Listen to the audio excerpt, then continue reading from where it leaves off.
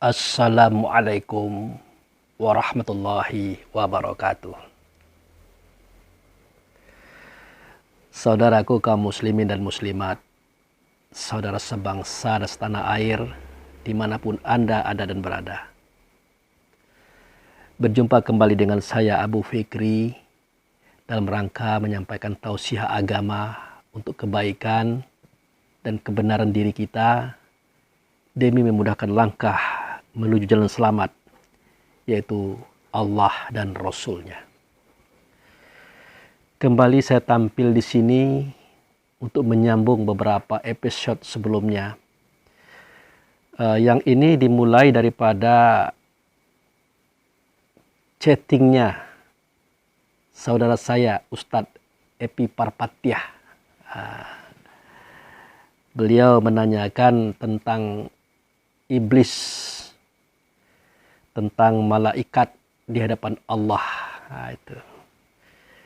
Jadi ada sesuatu yang menarik menurut beliau adalah seketika Allah berfirman yang bunyinya wa iz qulna lil malaikati isjudu li Adam fasajadu illa iblis aba wastakbaro wa kana minal kafirin. Jadi ada yang menggelitik di hati beliau, di mana kalimat itu menyatakan, dan ingatlah seketika seketika Tuhan memerintahkan kepada semua malaikat untuk sujud kepada Adam. Maka semuanya sujud, kecuali iblis. Aba wastakbaro. Dia sombong. Dia membesarkan dirinya. Artinya dia mengatakan bahwa dia lebih daripada Adam. Terbukti kalimatnya mengatakan ana khairu minhu.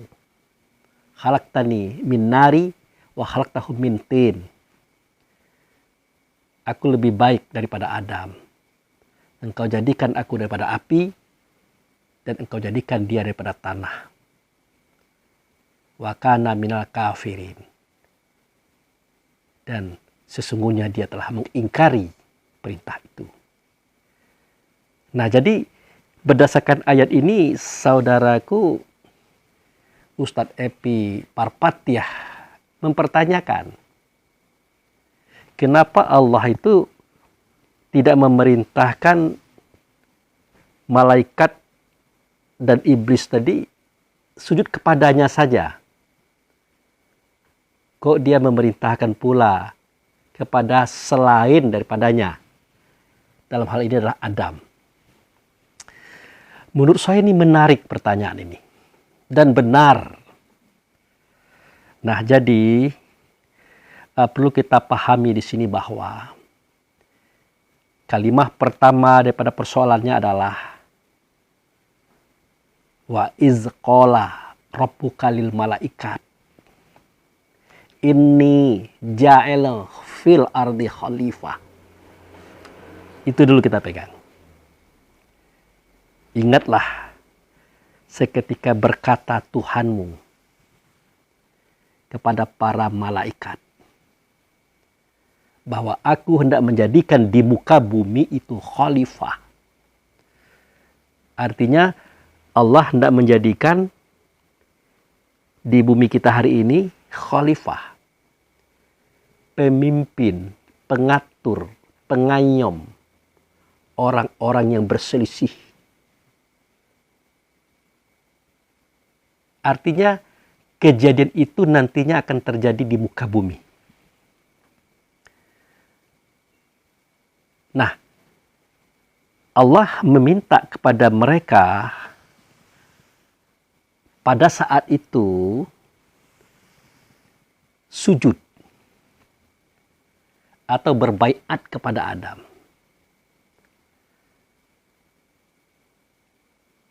Jadi pada saat itu Allah meminta pada saat itu. Tetapi bukan untuk hari itu. Saya ulangi lagi. Allah meminta kepada malaikat, kepada iblis hari itu. Tetapi bukan untuk hari itu. Kapan harinya? Harinya seketika nanti kehidupan di muka bumi ini dimulai. Dengan adanya Adam sudah ada di tempat itu.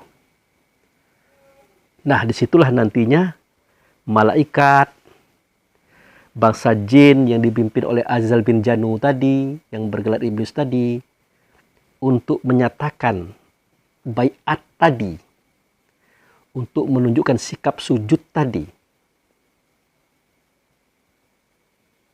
Sebenarnya kejadian itu nanti di bumi ini dilaksanakan, bukan waktu itu.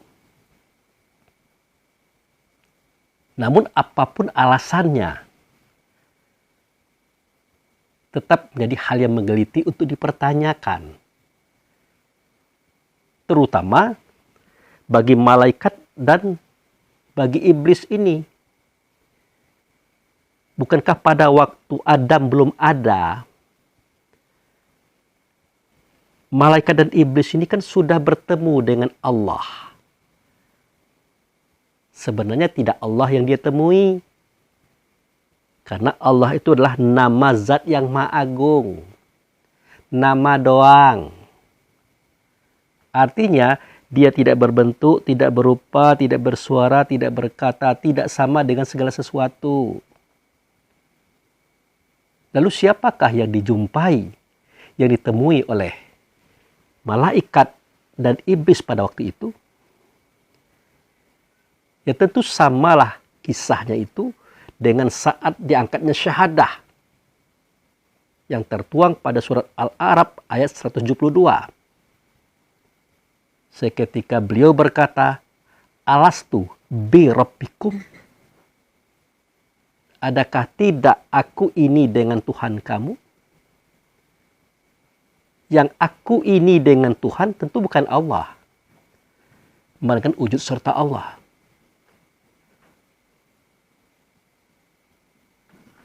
Lalu mereka menjawab, Bala syahidna. Benar kami menyaksikan bahwa engkau adalah wujud serta Allah. Kenapa tidak Allah? Karena dari sononya Allah itu tidak nyata. Bahkan di akhirat nanti saudaraku, Allah tetap tidak nyata. Karena Allah adalah nama zat yang maha agung. Tidak nyata dia itu, kecuali nyata ia pada sifatnya. Yaitu hamdu, Ahmad. Seketika dia zahir sama dengan kita, Muhammad. Jadi mengatakan alastu bi rabbikum itu adalah Muhammad. Bukan Allah. Makanya Muhammad itu dia satu dengan Allah, tidak bisa dibedakan, karena suara Allah, kata Allah, pernyataan Allah, suruhan Allah, larangan Allah, persis seperti apa yang dia sampaikan. Tidak berbeda. Satu, tidak berbeda dengan Allah beliau itu. Itu maksudnya. Kemudian dia satu dengan Allah tidak bisa dipisahkan atau diceraikan. Karena Allah adalah nama, sedangkan dia adalah wujud serta nama. Itulah yang disebut dengan Bismillah itu. Yang dengan nama Allah itu. Yang selalu kita ucapkan kata Bismillahirrahmanirrahim. Dengan nama Allah. Yang pengasih dia, yang penyayang dia. Yang dengan nama Allah itu adalah beliau. Hamdu tadi, Ahmad tadi, Muhammad tadi. Kemudian dia satu dengan Allah, tidak pula boleh disamakan. Allah adalah zat, dia adalah sifat. Allah adalah gaib, dia adalah wujud serta Allah. Harus dibedakan. Makanya untuk menjelaskan ini dikeluarkanlah surat Al-Ikhlas. Di situ terang yang bunyinya Qul huwallahu ahad. Katakanlah dia, Allah adalah satu. Satu yang bagaimana? Satu dia dengan Allah tidak bisa dibedakan. Satu dia dengan Allah tidak bisa dipisahkan. Satu dia dengan Allah tidak pula boleh disamakan. Itu. Nah, kisah ini sama persis dengan kejadian sewaktu Adam belum dijadikan, baru direncanakan. Seketika dia berkata, wa iz qala rabbuka lil malaikat inni ja'ilun fil ardi khalifah. Dan ingatlah, seketika Rabb-nya engkau, Tuannya engkau, berkata kepada para malaikat. Nah, engkau di sini berlaku untuk siapa saja yang tahu tentang ini. Siapa saja yang membaca ayat ini. Jangan diartikan itu untuk Muhammad. Tetapi boleh untuk Muhammad kalau diartikan bagi umum. Di mana di situ belum terjadi pengkajian-pengkajian, pentolaahan dan penelitian secara dalam. Boleh. Tapi kalimat wa iz qala rabbuka lil malaikat atau wa iz qala li Adam.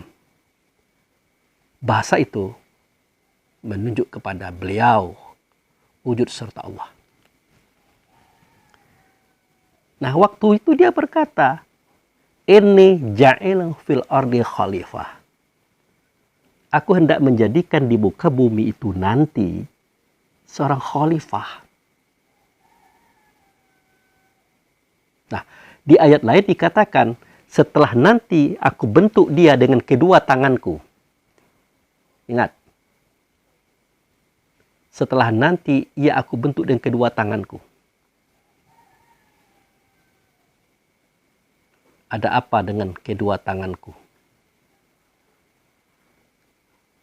Maka besar maknanya kepada wa khalaqa Adam kasuratihi. Dia menjadikan Adam sebagaimana gambaran dan bentuk dirinya. Diri siapa? Bukan diri Allah. Diri pada wujud serta Allah. Itulah bentuk dan wujud sempurna, saudara. Yang mana wujud itu hari ini sedang kita pakai. Ini dia. Jadi kata tangan di situ bukan khias, tetapi real tentang keberadaan Tuhan itu. Tuhan itu. Wujud serta Allah itu.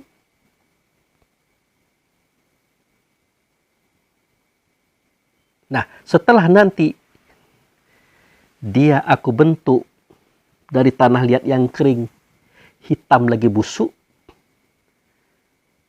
Kemudian nanti aku tiupkan ruh ke dalamnya. Ruh itu adalah Nur Muhammad. Ruh itu adalah mukmin. Maka bersujudlah kamu kepadanya. Bersujudlah kamu kepadanya. Dan akhirnya terbentuk, terbukti. Lahirlah Adam ini dalam bentuk yang sempurna. Sebagaimana dikatakan oleh beliau pada surah At-Tin. Yang bunyinya, laqad khalaqnal insana fi ahsani taqwim. Sungguh aku sudah jadikan insan itu pada posisi yang sangat terbaik. Artinya termasuk bentuk dan rupanya. Termasuk ruh yang ada di dalamnya. Termasuk sifat daripada ruh itu bersifat dengan sidik amalat al-fatona. Termasuk dengan cita-citanya untuk menjadi khalifah. Real terbaik. Tapi di situ pula dia berkata, summardatnahu asfali safilin. Kemudian aku masukkan dia ke tempat, ke lembah yang hina dina. Apa itu tempat lembah yang hina dina? Yang di dalamnya ada hawa, nafsu, dunia, syaitan. Yaitu tubuh badan jasad yang ianya terbuat dari tanah. Itulah lembaga Adam, saudaraku.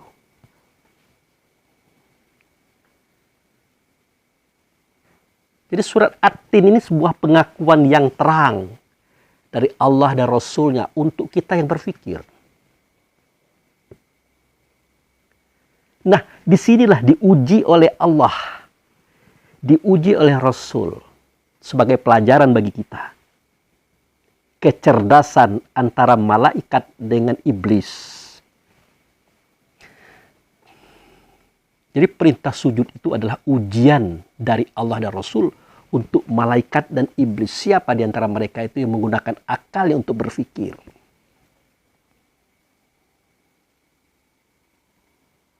Nah, hal ini dibuktikan dengan kalimat wa iz qulna lil malaikatis judu li Adam fasajadu ila iblis aba wastakbaro wa kana minal kafirin. Seketika kami perintahkan kepada malaikat. Ingat itu oleh kalian semua. Kenapa Allah dan Rasul mengatakan ingat oleh kalian semua? Karena pada waktu itu kita menyaksikan. Walaupun kita masih dalam bentuk ruh. Artinya belum ditiupkan ke dalam tubuh. Karena tubuh kita kan di dunia nanti adanya. Begitu. Nah, ingatlah seketika Tuhanmu memerintahkan kepada malaikat dan iblis itu sebenarnya untuk sujud kepada Adam. Fasajadu. Kalau malaikat langsung sujud dia. Sami'na wa ta'na. Kenapa dia langsung sujud? Karena dia mentaati Allah. Aku dengar ya Allah, aku taati. Langsung dia sujud. Langsung dia berbaiat. Menyatakan Adam adalah khalifah di muka bumi. Artinya dia sujud, dia berbaiat. Nanti di muka bumi, nanti para malaikat tidak akan langsung bertemu dengan wujud serta Allah. Kecuali hanya bertemu sebatas khalifah. Apalagi Allah.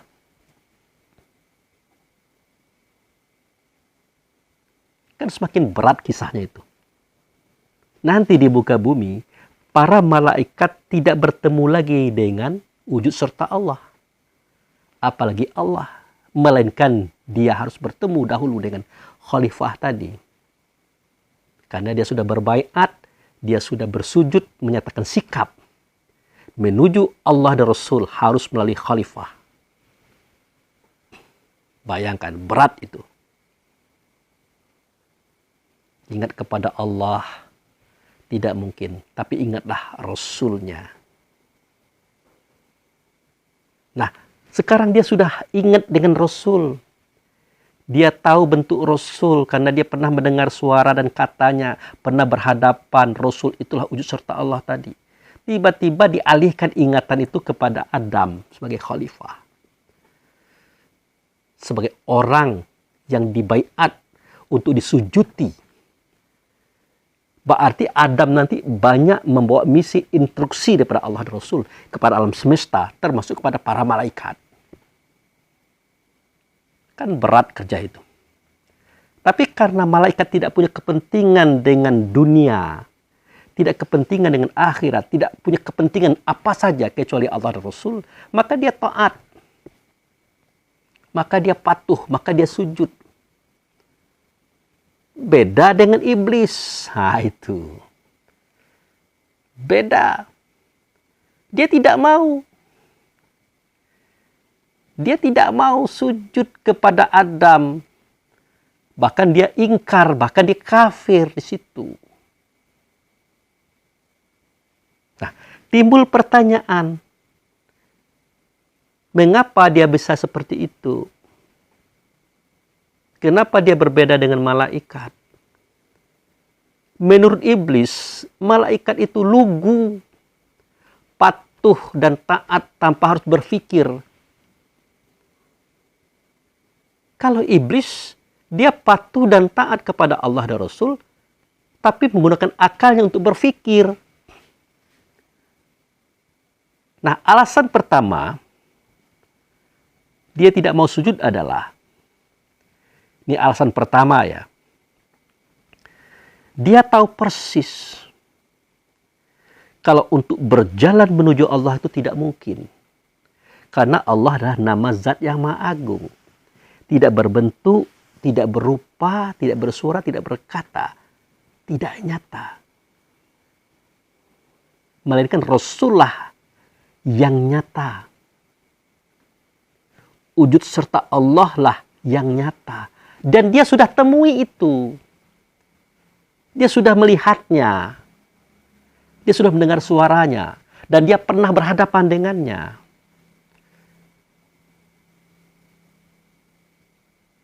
Dan bagaimana mungkin nanti di dalam persembahan dan penyembahan, iblis ini yang dia lihat dalam penyembahan itu adalah Adam.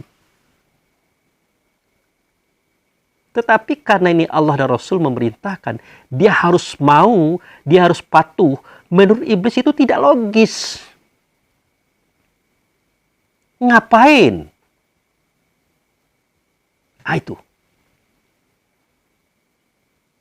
Itu yang pertama. Jadi kalau dahulu iblis sholat, iblis mempersembahkan sembahannya kepada Allah melalui wujud serta Allah yang waktu itu sudah ditemuinya. Nah, tiba-tiba dia harus mempersembahkan itu kepada Adam. Walaupun nanti itu berlaku di bumi.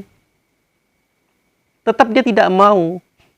Karena tidak bisa membuang ingatan ini, tidak bisa gitu. Dan rancu baginya gitu. Itu alasan pertama. Alasan kedua, memangnya siapa Adam ini? Berkarya saja belum, berbuat saja belum, apa yang harus diangkat daripadanya? Apa? Berbeda dengan dia, iblis tadi. Yang tadinya bernama Azizal bin Jannu. Jannu itu nama ayahnya, raja. Raja bangsa jin pada waktu itu. Aziz itu juga raja, anaknya Jannu.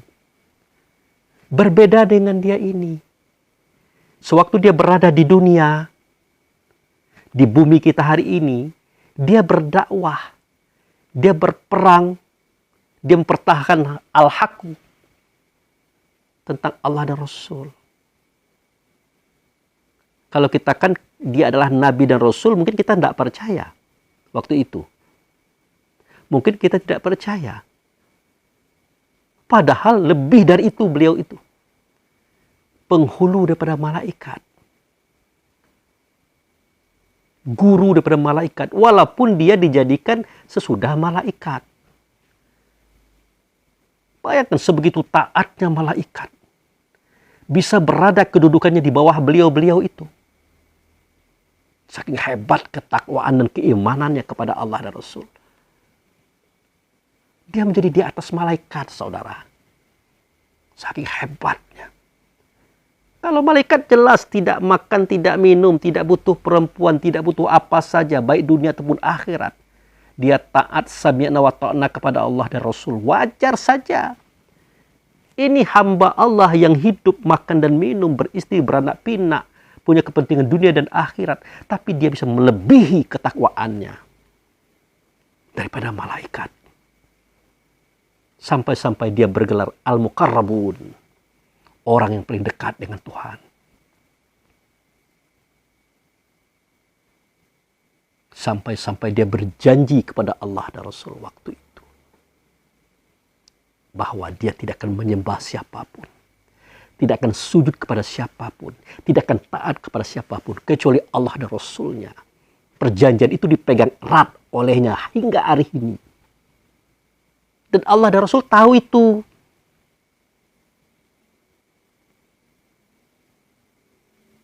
Jadi tidak mungkin dia mau sujud kepada Adam. Oh betul, ada alasan lain bagi Allah dan Rasul untuk menundukkan eksistensinya iblis tadi, untuk menundukkan kehebatannya tadi, yaitu wa alama Adam asma'akulaha. Mengajarkan Allah dan Rasul kepada Adam tentang nama-nama. Oke, itu diakui. Generasi pertama sampai generasi ke-69 adalah generasi iblis tadi.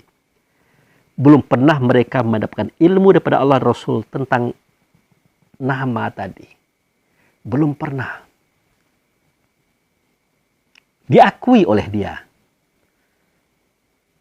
Jadi unsur penciptaan alam semesta itu ada 4. Pertama zat. Ini merujuk kepada Allah. Yang kedua sifat. Ini wujud kepada Muhammad. Yang ketiga asma atau nama. Ini merujuk kepada nurnya Muhammad. Mukmin, ruh semua makhluk. Inilah yang diajarkan oleh Allah dan Rasul kepada Adam. Yang belum diajarkan kepada malaikat dan juga kepada generasi yang 69 di atas Adam.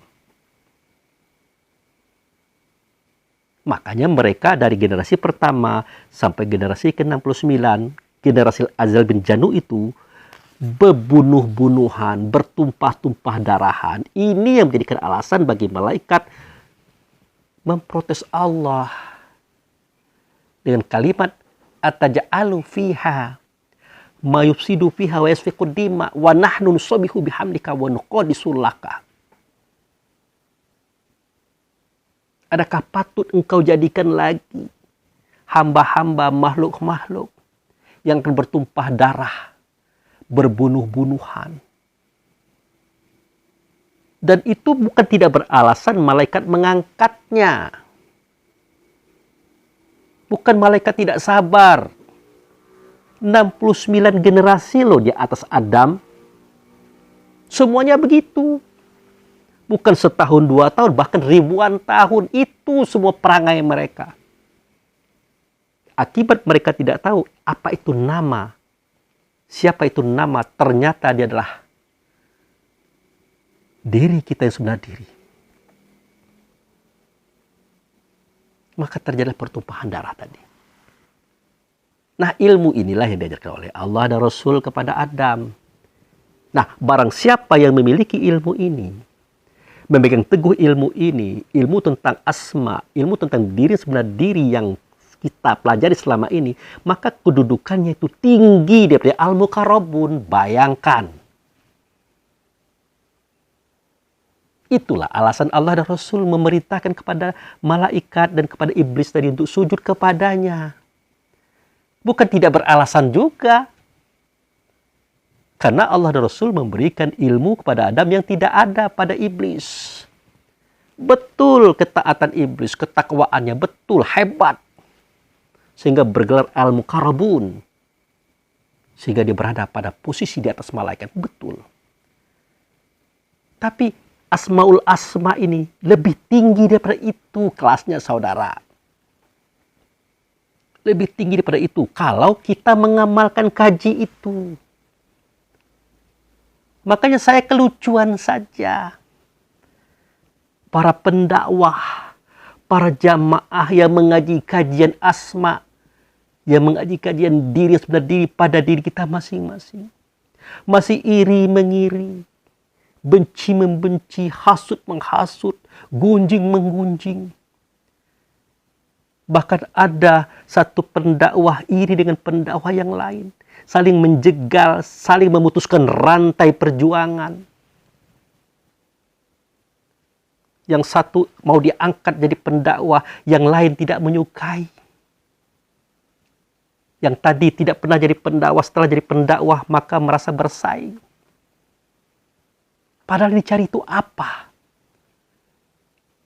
Jadi ini membingungkan kejadian ini, saudara. Semakin mengaji, semakin tidak mengerti, semakin melanggar. Menyedihkan. Wah, itu kan kata-kata Pak Abu Fikri sendiri. Karena Pak Abu Fikri mengalami. Oh, tidak juga. Bukan karena itu. Karena Allah bukakan rahasia ini. Pada surah Ali Imran ayat 19. Coba Anda perhatikan. Setelah kalimah inna dinna indallahil Islam. Tidak ada pendirian di sisi Allah kecuali Islam. Islam itu titah daripada Allah, sifat pada Muhammad. Wajib pada kita sifat itu kalau mau Islam. Kalau tidak bersifat dengan sifat itu, tidak bisa Islam, tidak bisa selamat, tidak bisa bertemu Tuhan di dalam sholat. Makanya kita masuk serta ilmu itu artinya masuk serta sifat Muhammad di dalam sholat kita. Baru kita bisa bertemu dengan beliau. Baru dicabut penyakit hati dalam dada. Baru kita sehat pemikiran. Sehat perasaan, sehat perbuatan, sehat penglihatan, sehat pendengaran, sehat perkataan. Tidak salah di dalam bertingkap. Tidak keliru di dalam berbuat. Nah, ini kita tidak berstatus pendakwah, berstatus jamaah aktif, tetapi masih menyimpan sifat iri dan dengki kepada sesama saudara. Katanya mengaji. Ini kita terjebak, saudaraku. Jadi pada surat Ali Imran itu Allah bukakan rahasianya. Rasul bukakan rahasianya. Bukan saya membuat-buat. Setelah inna dinna indallahil Islam. Kalimat di bawahnya. Wa ma takhfaraqal ladzina utul kitab. Illa mim ba'di ja'akumul ilmu. Ingat itu. Tidak terjadi perpecahan di antara orang-orang yang sudah diberi tentang kitab. Ilmu tentang kitab. Nah, kalau orang kayak kita ini kan tidak pernah mengatakan kitab itu buku ini. Kitab itu adalah seperti yang diungkapkan oleh Allah dan Rasul pada surat Al-Baqarah ayat 2. Yang berbunyi, Zalikal kitab la raiba fihi hudalil muttaqin. Sedemikian itu kitab, tidak ada keraguan padanya, petunjuk bagi orang bertakwa. Kitab itu artinya sesuatu yang menyimpan awal dan akhir, zahir dan batin. Padanya ada pengetahuan itu. Makanya berubah nama dia Quran. Kapan? Seketika dibaca. Makanya sahabat bertanya, ya Rasulullah, mahwal kitab? Dijawab oleh Rasul, Alkitabul Quran. Ditanya lagi oleh sahabat, ya Rasulullah, mahwal Quran? Dijawab oleh Rasul, bal huwa ayatu bainatu fis sudur al-zutul ilmi wa ma yajhadu bi ayatina ila zalimun. Kitab itu adalah Quran. Quran itu adalah ayat dalam dada kamu, namanya ilmu atau alimun. Tidak ada yang mendustakan dia ini, kecuali orang yang zalim. Mana orang yang zalim? Manusia. Mana manusia? Inilah bentuknya. Yang kita ditiupkan oleh Allah ke dalamnya, seketika tubuh badan jasad ini berusia 4 bulan 10 hari. Dan kita dipari di hati. Sifatnya itu tadi.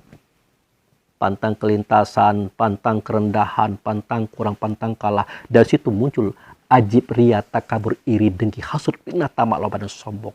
Itu sifatnya manusia. Itu yang kita anut. Padahal kita sudah mengaji, saudara. Bahkan berkedudukan sebagai pendakwah. Kenapa? Ini sengaja saya sampaikan biar Anda ingat. Biar Anda tahu. Nah itu. Jadi wa mata faraqul lazina utul kitab ila mim ba'di ja'akumul ilmu. Baghya bainahum. Karena sifat iri dengki sesama mereka. Dan di ujung ayat itu, barang siapa yang kafir kepada Allah, sesungguhnya Allah itu sangat cepat menghisap, memperhitungkannya. Berarti sikap kita iri dengki kepada sesama kita, baik itu pendakwah ataupun jamaah, ujung-ujungnya adalah mengingkari yang dalam dada. Sama artinya mengingkari Rasul, sama artinya mengingkari Allah itu sendiri. Bolehkah dikatakan percuma mengaji? Bukan boleh lagi, lebih parah. Kita tahu tapi kita melanggar. Kalau kita tidak tahu melanggar itu biasa. Itu namanya jahiliyah. Itu yang namanya jahiliyah. Tapi kalau tahu melanggar itu namanya kafir. Mengingkari kebenaran yang ada yang sudah diketahui. Makanya kalimatnya di situ adalah barang siapa yang kafir kepada Allah Rasul, sesungguhnya Allah itu cepat hisapnya. Anda lihat surat Ali Imran ayat 19. Di situ saudara, maaf betul. Harus saya sampaikan ini biar Anda mengerti. Itu. Oke, kembali kepada cerita kita tadi. Nah, jadi kritik para malaikat tadi sudah jelas efek daripada kecapeannya dia. Kejenuhan dia menghadapi makhluk-makhluk yang dijadikan oleh Allah dan Rasul selalu berbunuh-bunuhan, bertumpah darahan. Bermula dari apa? Ya, iri, dengki, hasut, fitnah, tamak, loba, dan sombong juga. Tetapi lebih dominan dimunculkan oleh sifat tanah. Yang ini menjadi alasan ketiga iblis menolak sujud kepada Adam. Alasan pertama kan sudah tuh. Alasan kedua sudah, ini alasan ketiga. Lalu kenapa iblis menjadikan ini alasan ketiga? Nah, ingat, seketika Allah berfirman supaya para malaikat sujud kepada Adam, semuanya sujud kecuali iblis. Seketika ditanyakan oleh Allah, kenapa kamu tidak mau sujud kepada Adam seketika aku perintahkan dia? Di ayat yang lain, mengapa kamu tidak mau sujud kepada makhluk yang aku ciptakan dengan kedua tanganku sendiri? Ada ayatnya, saudara. Mengapa? Nah, alasan ketiga ini diangkat oleh iblis dalam bahasa ana khairu minhu. Aku lebih baik daripada dia, Adam itu. Apakah kita mengira itu bahasa sederhana? Apakah kita mengira bahwa kata-kata itu muncul begitu saja tanpa dia renungkan, tanpa melalui pengkajian? Tidak. Bahasa itu sudah melalui renungan dan pengkajian, saudara. Sudah melalui penelitian. Sudah masak ilmunya oleh iblis. Nah, bocorannya ada di kita. Sampai orang tua kita berkata, mengajarkan, seketika sahabat bertanya, ya Rasulullah, mengapa timbul hawa? Nah, itu orang tua kita ngajarin itu. Ada pada rukun sembahyang 13, di situ ada ceritanya kan. Mengapa timbul hawa? Dijawab oleh Rasulullah, karena anasir angin telah memenuhi segala rongga pada kita. Apa nama anasirnya? Disebutkan roh rehan. Apa perilakunya? Disebutkan pantang kelintasan. Tidak bisa melihat orang hebat. Tidak bisa melihat orang sukses. Tidak bisa melihat orang kaya. Tidak bisa melihat orang maju. hatinya sudah iri dengki, hatinya sudah membenci. Padahal itu perjuangan orang, bukan perjuangan dirinya. Tidak ada hubungan dengan dirinya. Kenapa dia benci dan iri kepada orang itu? Kenapa dia menjegal? Kenapa dia takut dikalahkan oleh orang itu? Apalagi kalau orang itu adalah orang yang tawadu. Tidak akan mungkin dia akan mengalahkan saudara-saudaranya. Bahkan bangga melihat saudara-saudaranya maju. Tapi tetap saja sifat Hawa itu menggaung dalam dadanya, menguasai dirinya. Dia pantang kelintasan. Kemudian bertanya lagi sahabat, "Ya Rasulullah, mengapa timbul nafsu?" Dijawab oleh Rasulullah, "Karena anasir air telah menjadi urat benak tulang pada kita." Telah menjadi urat benak tulang pada kita, maka timbullah nafsu. Nanti pada urat, pada benak, pada tulang itu akan berdiri sifatnya Allah dan Rasul. Yang namanya kodrat itu. Jadi kodrat di Allah nyata di Rasul. Artinya Allah itu berkuasa. Kuasa Allah itu. Nyatalah kekuasaan Allah itu di Rasul. Maka benar adanya bahwa di era Al-A'raf 172, di era malaikat dan iblis dipersoalkan tentang Adam, benar dia. Kodrat di Allah nyata di Rasul, nyata kekuasaan Allah itu di Rasul. Dialah wujud serta Allah. Di kita bukan kodrat namanya, tapi qadirun, dikuasakan. Tempat tegaknya adalah di otak, di tulang, di urat tadi. Otak kuasa berpikir, tulang kuasa berdiri, urat kuasa bergerak. Makanya siap dijadikan khalifah. Itu sebenarnya. Nah, begitu saudaraku. Nah, masuk kepada pertanyaan ketiga oleh sahabat kepada Rasulullah. "Ya Rasulullah, mengapa timbul dunia?" Nah, mengapa? Dijawab oleh Rasulullah, karena anasir tanah yang bernama dengan roh jasmani telah menjadi daging, kulit, bulu atau roma pada kita. Anasir tanah. Ditanyakanlah oleh sahabat, apa tabiat dan sifat anasir tanah itu yang namanya roh jasmani tadi? Disebutkan rakus, pantang, kekurangan. Inilah lembaga Adam. Dari sinilah diciptakan tubuh badan jasad Adam, saudara. Yang iblis itu tahu. Iblis itu tahu. Jadi bagaimanapun dia itu mempunyai ilmu atau asma, kalau dia ditanamkan ke dalam benda yang bernama tanah, ke dalam lembaga yang bersifat dengan rakus, pantang, kekurangan, besar kemungkinan dia akan menyenggol orang lain, menjegal orang lain, mengambil hak orang lain.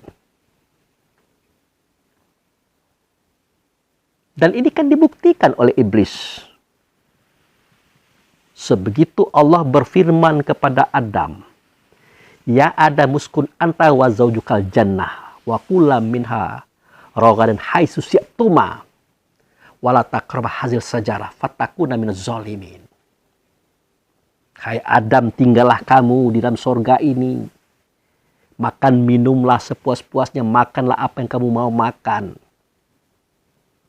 Tetapi kamu jangan mendekati pohon ini, apalagi makan buahnya, yaitu buah khuldi tadi. Berbahaya. Kamu akan menjadi orang yang zalim. Ternyata sudah diserahkan semua buah-buahan, semua makanan yang ada di surga. Sekian ribu, sekian ratus ribu, sekian juta jenis makanan di dalam surga. Sudah diserahkan. Tetapi yang satu ini bikin penasaran. Apa kurangnya? Ribuan macam buah-buahan, jutaan makan buah-buahan. Kan sudah banyak. Tetapi ada satu yang dilarang untuk diambil, itu diambilnya juga. Terbukti prediksi iblis. Kenapa aku tidak mau sujud kepada Adam? Tidak mau membaiatnya. Aku percaya dia tidak akan mungkin jadi khalifah. Itu saudara. Aku percaya, bahkan aku yakin, ainul yakin, hakul yakin, bahwa Adam tidak akan mungkin menjadi khalifah. Karena dia nanti akan melakukan sifat yang tidak baik. Rakus, pantang, kekurangan. Itu sifat fisiknya yang terbuat dari tanah. Realisasinya, jutaan macam makanan dan minuman silakan dinikmati. Tetapi yang satu itu jangan. Justru yang satu itu pun diambilnya juga. Anda mau bilang apa? Real. Ini kitab yang bercerita. Bukan cerita kitab ini, cerita Allah dan Rasul. Dia tertulis pada kitab. Itu yang pertama.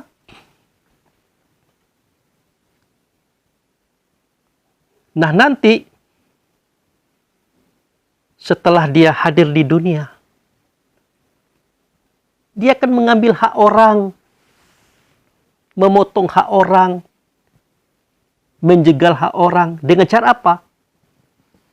Menipu, memanipulasi, membohongi, berkhianat. Itu yang terjadi sekarang. Yang namanya koruptor, pencoleng, perampok, penjahat. Dari sana muncul penjajahan antara satu negara dengan negara lain. Di dalam penjajahan terdapat pembunuhan, pembantaian manusia oleh manusia, bertumpahan darah, saudaraku. Ini yang dikhawatirkan oleh malaikat. Dan ini pula dikhawatirkan oleh iblis. Karena mereka punya pengalaman itu, saudara. Bukan tidak berpengalaman, sudah berpengalaman itu. Dulu mereka juga tinggal di muka bumi ini. Berperang-perangan, berbunuh-bunuhan. Karena Azal bin Janu meneruskan perjuangan ayahnya Ajanu. Menegakkan kalimatul haq. Ajaran Allah dan Rasul dalam dakwahnya. Berperang. Karena mereka dianggap penghambat bagi mereka yang lain. Itu. Sampai Azal bin Janu dan pasukannya terdesak. Maka ditolonglah oleh Allah melalui Rasul, melalui Jibril SAS dan pasukan malaikat. Dibinasakan semua musuh Azal bin Janu. Setelah itu, sepilah dunia itu. Kenapa? Azal bin Janu dengan pasukannya diarahkan oleh Allah dan Rasul melalui Jibril untuk berpindah negeri. Tentu dengan pesawat, dengan alat untuk terbang ke negeri itu, saudara. Itu planet lain yang sama dengan bumi, bahkan lebih hebat daripada bumi. Itu yang kita kenal dengan surga. Di sana banyak buah-buahan, banyak air dan minuman. Ya seperti yang Allah ceritakan kepada Adam. Kamu tidak akan lapar di dalamnya, tidak akan telanjang. Kamu tidak akan haus di dalamnya dan tidak akan terkena matahari. Walaupun ada matahari tidak panas. Artinya planet itu ada di balik alam semesta ini. Katakanlah di bawah langit, di atas bumi kita. Jauh daripada matahari. Kalau kita kan panas tuh. Apalagi jam 12 tepat. Panasnya bukan main. Tapi di situ walaupun jam 12. Itu seperti jam setengah 7. Ada matahari, ada tapi tidak panas. Tidak membakar. Itulah planet yang lebih subur daripada bumi. Yang disebut dengan sorga. Disitulah Adam dijadikan, diciptakan oleh Allah. Itulah sorga yang diceritakan itu, saudaraku. Nah, ke sana Azal bin Janu dibawa. Diarahkan oleh Jibril sebagai petugas atau malaikat Allah dan Rasul. Anda pahami itu? Dengan pesawat. Sudah adakah pesawat orang sekarang yang hebat ini, yang sudah mencapai negeri itu? Sudah adakah beritanya? Belum ada. Tetapi hati-hati loh. Orang Yahudi, orang-orang yang pintar lainnya sedang berbicara tentang itu. Mereka sedang mencari dunia keenam itu untuk dipahami, untuk dinikmati, untuk ditinggalkan. Sebagai manipulasinya adalah seakan-akan planet Mars yang bakal dijadikan tempat tinggal setelah bumi. Padahal Mars itu sekarang masih tandus, saudara. Namanya planet merah. Itu yang dicari tadi, yang saya ceritakan. Itu yang mereka cari. Tapi tidak mereka buka. Tapi Quran bercerita tentang itu. Jadi pemikiran mereka. Makanya Habibie, ya, mantan menteri kita yang sudah wafat. Sewaktu dia sekolah di Jerman, dia kebingungan. Kenapa orang yang berbeda agama ini kok bisa juara 1, juara 2, kok Habibie juara 3? Apa kelebihan mereka? Ternyata mereka beragama dengan agama Yahudi, saudara. Akhirnya Habibie cari tahu apa yang mereka buat sehingga mereka ini betul-betul cerdas. Habibie kan sudah hebat tuh, sudah cerdas. Tetapi orang itu lebih hebat daripada Habibie. Rupanya tengah malam, mereka menggunakan jurus Rasulullah Sallallahu Alaihi Wasallam, saudara. Bangun di tengah malam, di sepertiga malam. Di situ bermunajat kepada Allah, meminta kepada Allah tentang sesuatu apapun, di antaranya tentang ilmu pengetahuan. Mereka tahu itu, mereka bangun tengah malam. Anda tahu apa yang mereka buka? Anda tahu? Mereka membuka kitab Quran ini, saudara. Ternyata pada kitab Quran ini terdapat simbol-simbol kehidupan dunia dan akhirat. Petunjuk-petunjuk arah kepada keberhasilan dan kesuksesan. Maka sampai kapanpun orang Yahudi tidak akan bisa kita kalahkan. Tidak bisa kita kalahkan. Karena kesungguhan mereka terhadap kitab Quran ini luar biasa. Tetapi tertutupi oleh mereka. Terhadap kita, seakan-akan mereka tidak kenal Quran, benci Quran. Padahal Quran adalah alat utama mereka untuk mencapai jenjang-jenjang kejayaan dunia. Tentu juga akhirat. Kita yang tidak mengerti, saudara. Tertipu kita. Makanya saya mengambil jurusan ini. Itu, kita kan bukan orang pintar, bukan orang cerdas. Kita kan orang awam. Tetapi kenapa kita bisa menceritakan ini? Bukan karena kita hebat. Kita tahu momennya tengah malam.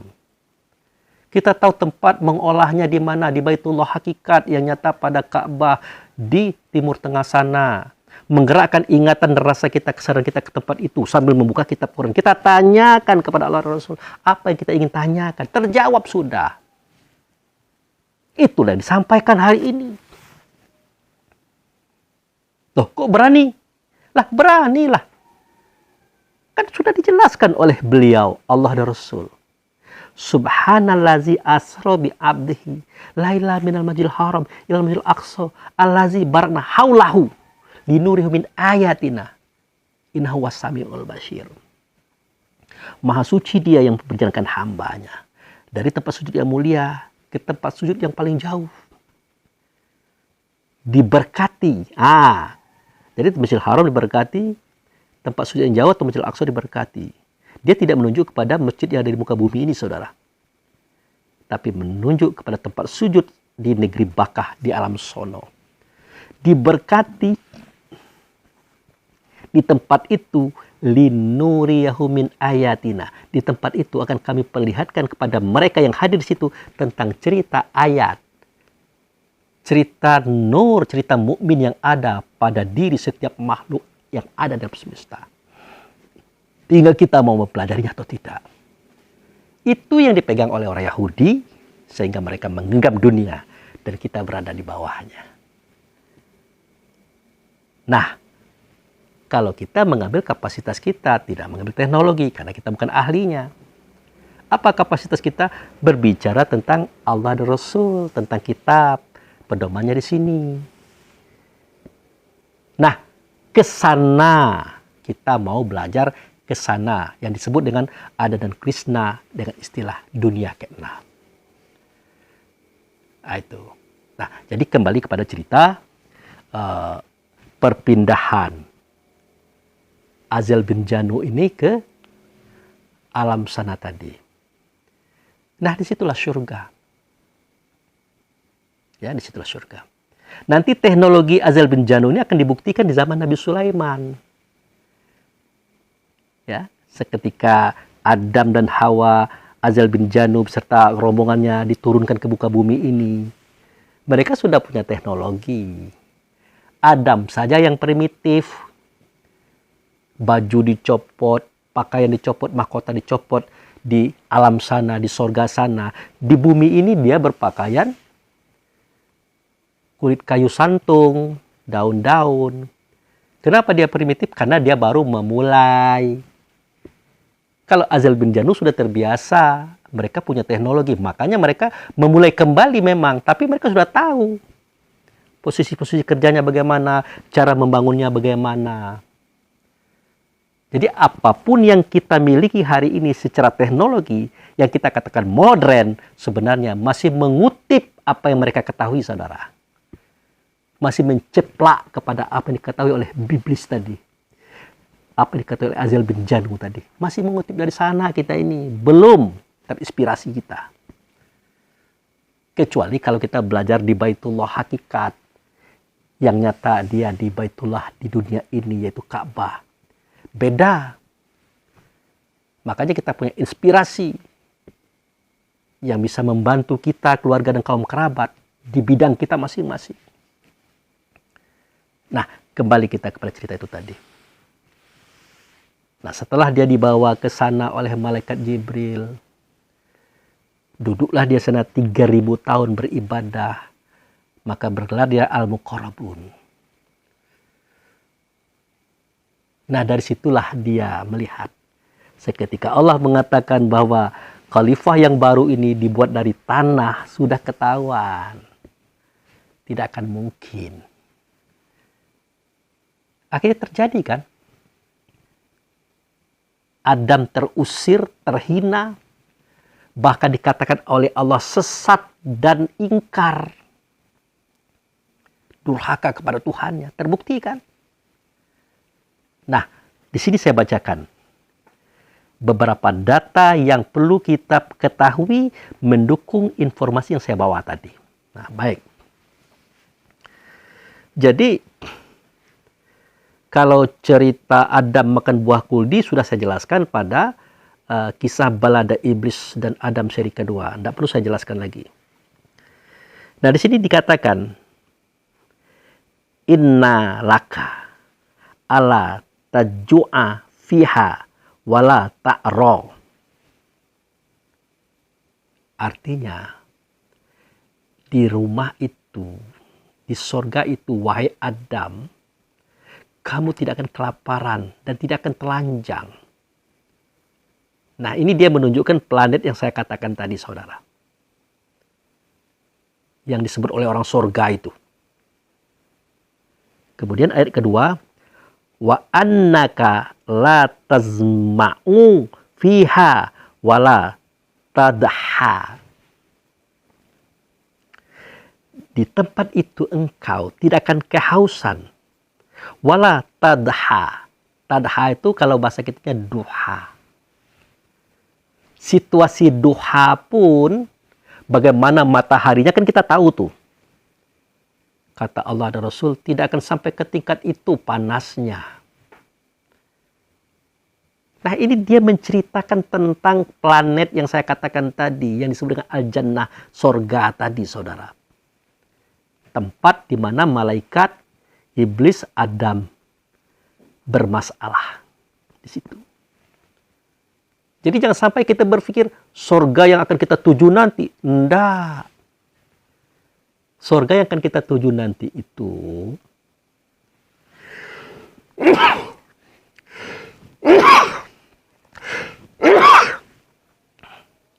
bersin.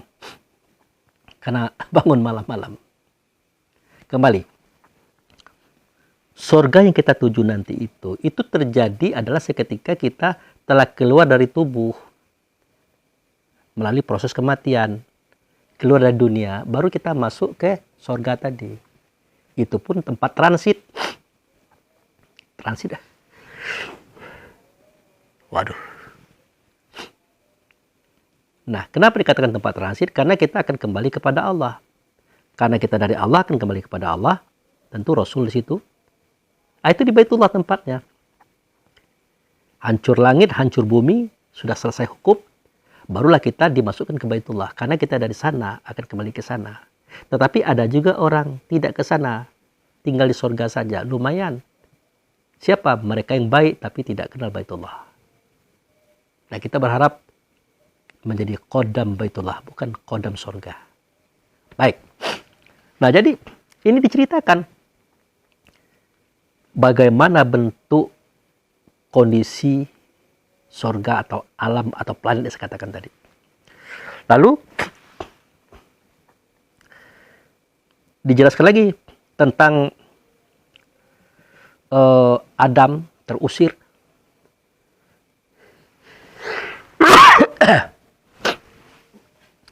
Ya, maaf saudara, kondisi. Di sini dijelaskan, fa'akala minha fabadat lahuma sawatuhuma wa tafiqo yakhsifani alaihima miwaroki jannah. Ini adalah kisah tentang seketika Adam dan Hawa telah menikmati rasa kuldi tadi. Telah memakan buah kuldi tadi. Allah copot bajunya. Allah copot mahkotanya. Bahkan namanya adalah Awaluddin Ma'rifatullah. Pertama kali mengenal agama adalah dia dicopot. Jadi Awaluddin, orang yang pertama kali mengenal agama, itu nama yang diberikan kepada dia dicopot. Sehingga tidak ada baju, tidak ada pakaian, nama pun tidak ada. Makanya disebutkan Adam. Tidak ada. Bukan Allah dan Rasul kejam, tidak. Jangankan mahkota dan baju, namanya saja dicopot sehingga tidak punya nama. Sampai sekarang tetap Adam dikatakan orang. Padahal sejatinya dia itu bernama. Dengan nama orang yang pertama kali mengenal agama dengan cara mengenal Allah. Itulah yang disebut Awaluddin Ma'rifatullah, saudara. Itu. Apakah bisa dia dikatakan Awaluddin? Iya. Nama itu disematkan kepada dia karena dialah yang pertama kali dari kalangan kita loh yang mengenal agama. Dengan cara dia mengenal Allah dan Rasul di tempat itu. Maka saya tidak keberatan mengatakan, menyebutkan nama beliau itulah Awaluddin. Kenapa? Karena dia ma'rifatullah. Dia awal beragama dengan cara dia mengenal Allah. Itulah nama dia. Karena itu kenyataan yang terjadi. Sampai-sampai nama itu pun dicopot. Sehingga tidak bermahkota, tidak berbaju, tidak bercelana, tidak bernama sekalian pun. Makanya dia disebut dengan Adam. Di situ dijelaskan bahwa warokil jannati, artinya dia menutup badannya itu dengan daun-daun, menjadi primitif dia. Nah, di akhir ayat itu dijelaskan oleh Allah apa yang menjadikan alasan bagi iblis untuk tidak sujud kepada Adam, yaitu wa asso adamu rabbahu faghawah, maka Adam pun sesat. Maka Adam pun mendurhakai Tuhannya. Inilah alasan ketiga kenapa iblis tidak mau sujud kepada Adam seketika Allah dan Rasul memerintahkan kepadanya. Tidak mungkin. Sujud juga tidak akan mungkin. Kalau dia sujud juga kepada Adam, tidak mungkin Adam ini bakal jadi khalifah. Karena prediksi ini dilihat oleh iblis dari tubuh badan jasadnya terbuat dari tanah. Nah itu saudara. Akhirnya apa yang terjadi? Setelah Adam, Hawa, iblis diusir dari sorga, diturunkan ke bumi ini. Apa yang terjadi? Apakah Adam menjadi khalifah? Tidak. Adam tidak jadi khalifah saudara. Tidak jadi dia menjabat sebagai khalifah di muka bumi. Tidak jadi. Tidak mungkin khalifah itu diterima, diemban oleh orang yang telah dianggap oleh Allah sesat. Dianggap oleh Allah mendurhakai Tuhan, bahkan mengingkarinya. Ya bukan Allah yang diingkari, tetapi perintah-perintah itu tadi. Mana ada khalifah yang seperti itu? Tidak ada. Khalifah itu maksum orangnya. Tidak berdosa, tidak bersalah, tidak keliru. Itu semestinya. Tapi Adam keliru, Adam bersalah, Adam berdosa, Adam sesat, Adam mengingkari Tuhannya. Dan dia durhaka. Otomatis pengakuan malaikat, baiat malaikat tadi walaupun dia sudah berbaiat otomatis tidak jadi. Oh kalau begitu terlanjur dong malaikat. Tidak terlanjur juga. Malaikat waktu itu adalah mentaati Allah dengan perintahnya terhadap Adam. Kalau kepada Adam ya tidak juga dia. Dia hanya mentaati Allah dan Rasul waktu itu. Nah beda dengan iblis. Dia menentang adanya Adam dijadikan khalifah. Hanya itu. Kalau kepada Allah dan Rasul tidak dia menentang. Tidak. Anda jangan salah-salah. Terhadap Allah dan Rasul dia tidak kafir, dia tidak menentang. Tidak mungkin. Dia hanya menentang seketika dia disuruh sujud kepada Adam. Untuk Adam jadi khalifah, itu yang dia tentang. Tidak akan mungkin, tidak akan masuk. Prediksi itu tepat. Nah hingga hari ini, iblis selalu mendatangi anak cucu Adam. Menyesatkan, membayang-bayangkan agar mereka tergelincir dan masuk neraka. Itu dalam rangka membuktikan kalimah ana khairu minhu. Lalu kenapa sebegitu kerasnya iblis ini? Nah itu tadi. Karena dia tercipta, terbuat dari api. Sifatnya pantang tersinggung dan tidak mau kalah. Artinya dia tidak akan mengganggu orang lain. Tidak akan menyenggol orang lain, tidak akan mengambil hak orang lain. Tapi jangan disenggol. Kalau disenggol, awas lo. Gua kejar lo sampai kapanpun. Itu dia. Itu makanya tidak berhenti menjatuhkan anak cucu Adam. Dia tidak mau kalah. Dia akan membuktikan sampai kiamat. Bahwa Adam beserta anak cucunya tidak patut jadi khalifah. Itulah perseteruannya saudara. Nah ini bisa kita lihat. Dari beberapa kalimah yang kemarin sudah saya baca juga. Apa bunyinya? Kamat sali syaitani izqala li insani kufru walamma kafaro. Dan seketika berkata syaitan kepada manusia, kafirlah kamu kepada Tuhan. Nah itu. Falama kafaro, dan seketika mereka telah kafir, qala, berkata syaitan tadi atau iblis tadi, ini bari'u minka, aku berlepas tangan dari persoalan kalian ini. Kalian yang melakukannya. Kalau aku tukang bisik-bisik saja loh, tapi kalian mengeksekusinya, kalian eksekutornya. Aku berlepas tangan, tidak bertanggung jawab terhadap apa yang kalian buat. Perhatikan ayat berikutnya. Inni akhafallaha rabbal alamin. Sesungguhnya aku takut kepada Allah dan kepada Rabb, Tuhan semesta alam. Kepada Dia yang menjadikan langit dan bumi beserta isinya, yang menata segala-galanya. Siapa Rabbil alamin? Luqman ayat 25. Walau sa'al tahu man khalaqas samawati wal ard. Sayaqulunallah balhum qalsiro la ya'lamun. Kalau ditanyakan kepada mereka, siapakah yang menjadikan langit dan bumi? Pasti mereka katakan Allah. Sampaikan, hai Muhammad, buka rahasianya Muhammad. Alhamdulillahi.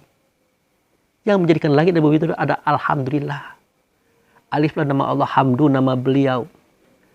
Wujud serta Allah itu yang menjadikan langit dan bumi. Tapi kebanyakan mereka manusia ini tidak tahu kisah itu. Siapa yang tahu? Orang yang mau berpikir dan belajar kepada orang yang tahu. Itu Allah dan Rasulnya. Yang wujudnya adalah khalifah di muka bumi. Itu saudara. Jadi bukan Allah dan Rasul yang dia kafir, yang dia ingkari. Bukan. Tetapi keberadaan Adam sebagai khalifah itu yang diingkari oleh iblis tadi.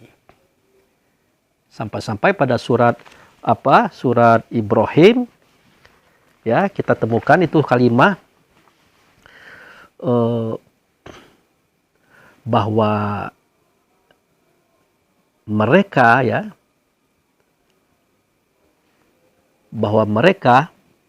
sudah mengingkari dari lama. Sudah mengingkari dari lama perbuatan manusia itu. Aneh. Nanti di akhirat akan terjadi sengketa. Kita baca sedikit lagi ya. Wa qala syaitanu lama qudiyal amru innallaha wa'adakum wa'adal haqqo wa wa'adatukum fa akhlaftukum. Berkata syaitan, sesungguhnya Allah menjanjikan kepada kamu kebenaran dan itu benar. Nah, aku pun menjadikan kepada kamu kebenaran yang itu salah. Aku tipukan kepada kamu. Aku sulap. Nah, wa ma kana liya alaikum min sultani illa anda autukum fastajabtum li.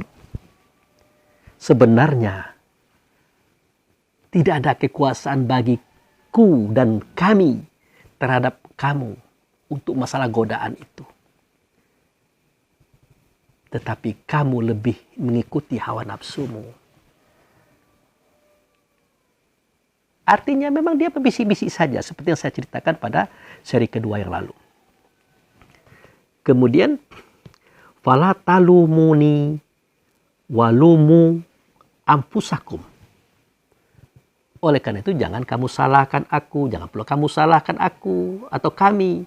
Tapi salahkan dirimu sendiri. Sudah. Ma'ana bimusrihikum wa ma antum musrihi. Maka aku tidak bisa menolong kamu dan kamu pun tidak bisa menolong aku. Nah, ini perhatikan kalimatnya. Inni kafartu bima asyraktumuni min qablu. Sebenarnya aku mengingkari semua perbuatanmu menduakan Allah dengan kami. Artinya semua keburukan-keburukan yang kamu buat itu kami tahu bahwa itu salah, itu buruk. Tahu kami. Itu. Jangan kamu kira kami tidak tahu. Tahu kami. Kamu mensarikan aku dengan Allah itu kami tahu itu salah. Kamu berbuat maksiat itu salah, kami tahu. Makanya kami takut kepada Allah, Rabbul Alamin. Kami takut kepada Allah dan Dia pencipta alam semesta. Itu siapa? Itu wujud serta Allah, saudara. Itu Rasul. Nah, itulah kesimpulannya. Kesimpulannya adalah Adam tidak jadi khalifah bagi malaikat dan iblis. Tetapi dia hanya khalifah bagi anak-anaknya. Dan bagi umat berikutnya, kaum berikutnya, tentu ada Nabi dan Rasul juga. Yang akan menjadi khalifah bagi kaum-kaum dan umat-umatnya. Dan seterusnya hingga hari ini, saudara. Jadi saya simpulkan bahwa malaikat, iblis tidak berkhalifah kepada Adam. Karena Adam adalah gagal menjadi khalifah untuk persi mereka berdua ini. Tetapi dia hanya jadi khalifah bagi anak-anaknya. Kapan? Seketika Allah mengampunkan dan memaafkan kesalahan mereka, kekurangan mereka. Jadi dia bisa jadi khalifah setelah dihapus kesalahannya, dimaafkan dosa-dosanya. Sebelum itu dia tidak bisa jadi khalifah, dia gagal. Artinya dia gagal menjadi khalifah malaikat dan jadi khalifah iblis atau jin, dia gagal. Tapi untuk anak-anaknya dia bisa jadi khalifah. Kenapa? Karena sudah diampunkan dan dimaafkan oleh Allah Subhanahu wa taala. Demikian saudaraku informasi yang saya sampaikan. Yang bermula daripada pertanyaan yang menggelitik daripada saudara saya Epi Parpatia sebagai ustadz yang ada di DKI Jakarta. Semoga bermanfaat. Lebih dan kurang saya mohon maaf. Wabillahi taufiq wal hidayah. Assalamualaikum warahmatullahi wabarakatuh.